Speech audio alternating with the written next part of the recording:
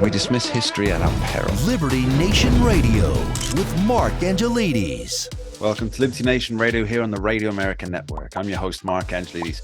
On today's special edition show, it's all about the Trump indictment, the politics, the power plays, and the legal ramifications. Remember, this show is proudly sponsored by LibertyNation.com, where you can access podcasts, breaking news, analysis, and a range of biting and brilliant shows to whet your appetite for freedom and your fondness for the great American Constitution. The last bastion of free thinking and free speech awaits. With Donald Trump facing 37 charges related to classified documents, the question on everybody's lips is whether the indictment, the subsequent trial, and the possible result will impact his electoral chances.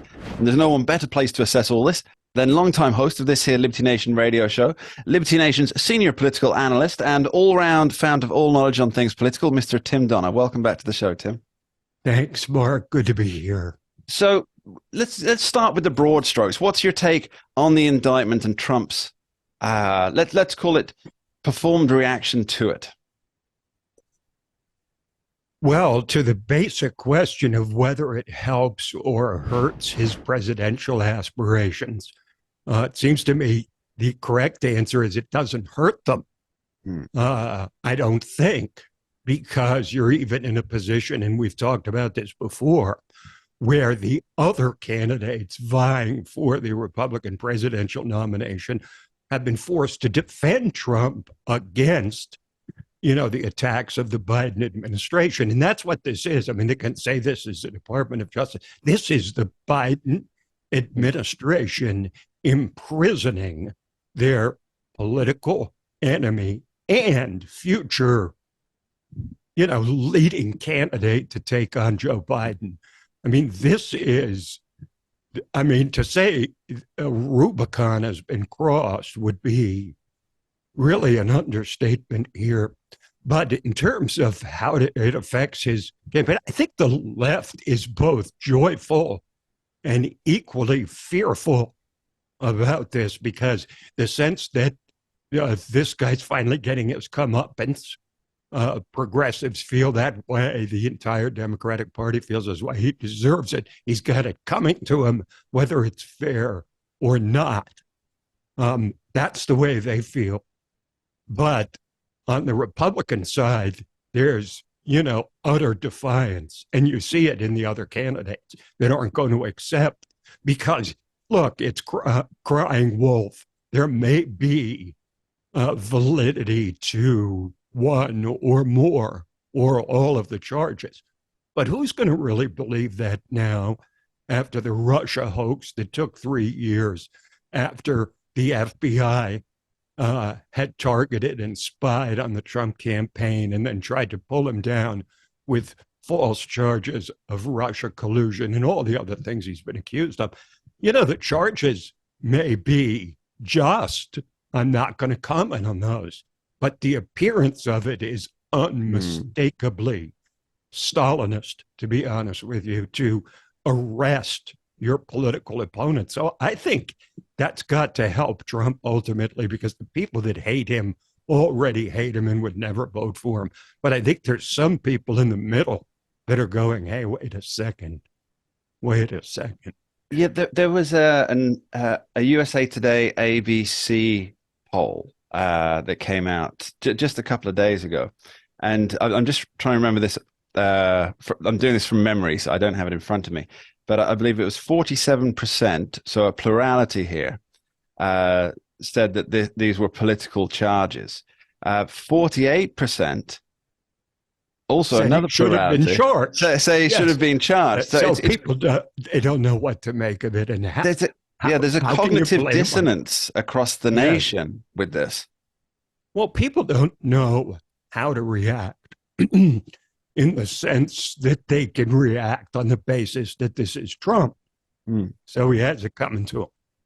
But they can also react on the basis of, wow, no matter how bad he is arresting your political opponent in the upcoming election, something that we do in a democracy. Is that what we hear about in South America and Africa and in banana republics?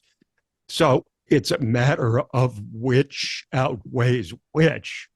the fact of Trump's indiscretions, shall we say, versus the fact that he's being politically persecuted, and only the electors, should I say, the electorate in 2024 can really sort this out. And you can't blame them for not knowing what to think, especially in light of all the scandal that is sort of closing in on Joe Biden, right? And the transparent fact that Trump was arrested just as the Biden bribery allegations were reaching some sort of critical mass. So, look, Yeah, you take I was, that on top yeah. of just arresting your political enemy and doing it when you are feeling the heat.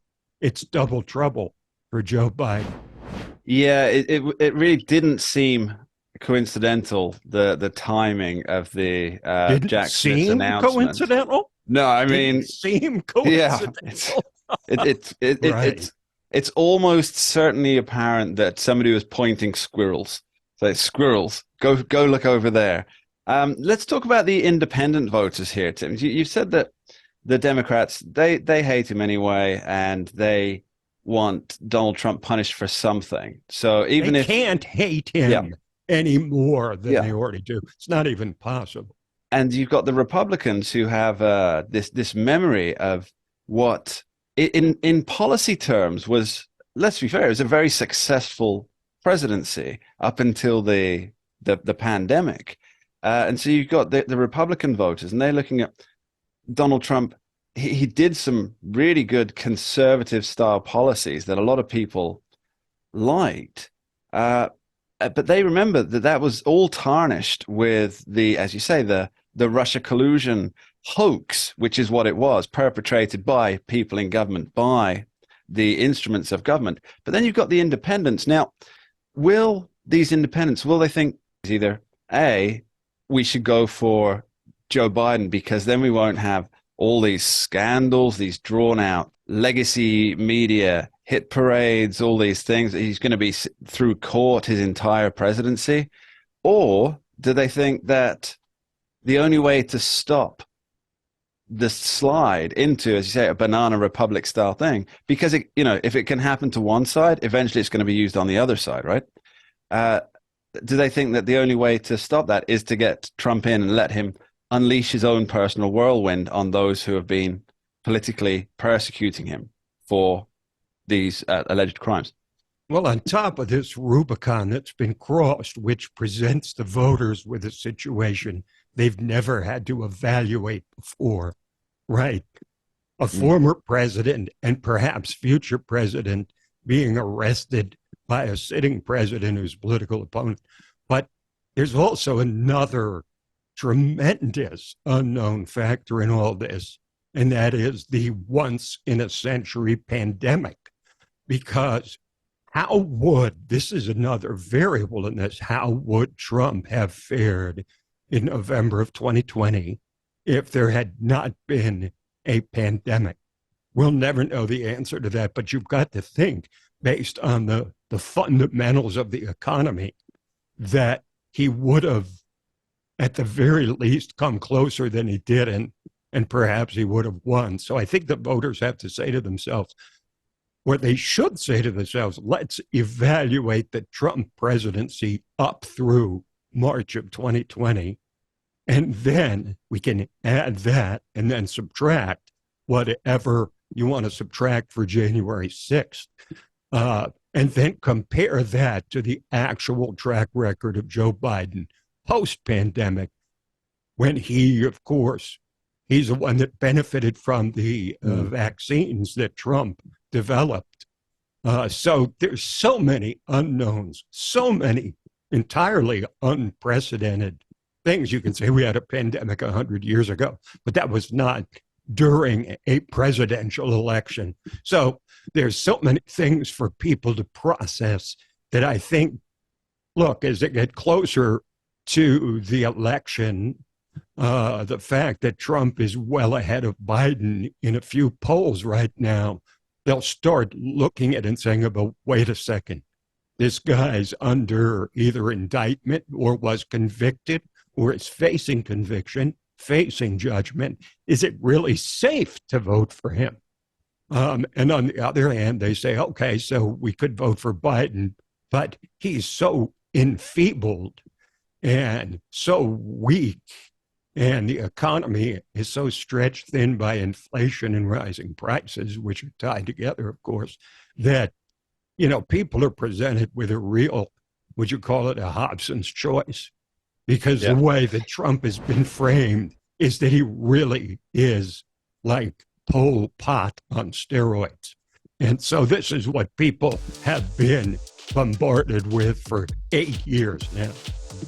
Does that mean they're on overload and they're going to push back? Or does that mean that, okay, I won't vote for him? We just don't know.